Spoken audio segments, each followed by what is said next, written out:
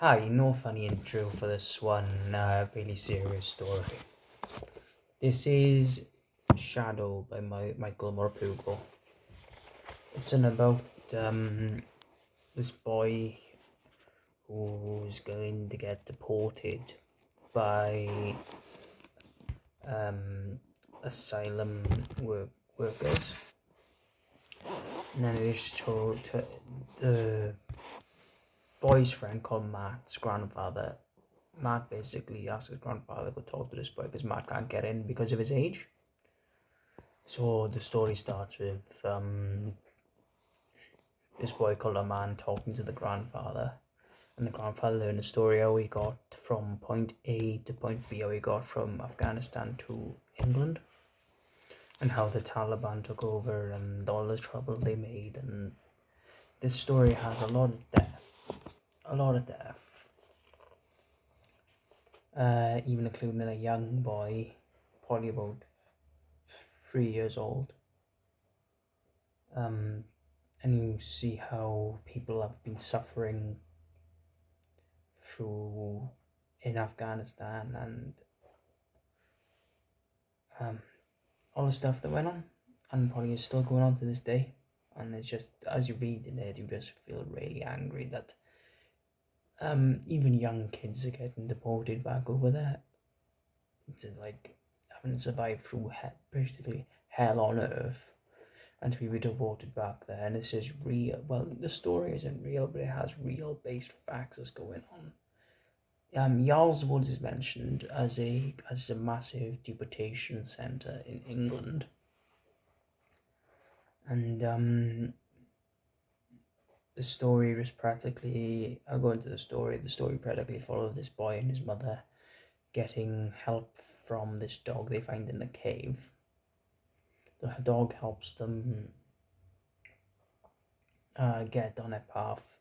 They get into trouble with Taliban police, and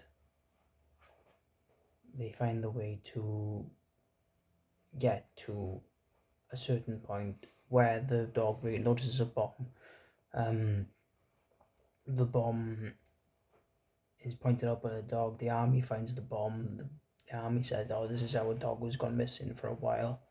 A man has to leave the dog behind and travel on further, which is through a nightmare, through shipping containers, through pickup trucks, but it's just complete blackness and darkness where they can't speak for days upon days on end. No food and water.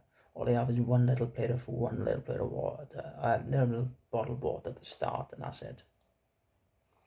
So the grandfather hears this story and sets about appealing a situation where loads of people can meet up and free a man. So everyone gets together. Everyone thinks, oh no, a man has been already sent, but no, a volcano has erupted and the plane can't fly over.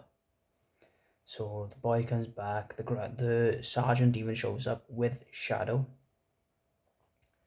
and the grandfather's a dog, exactly the same breed, and they both sniffing each other, and everyone's happy in the end because a man gets put back into this country and is able to be safe with his friends and his football team.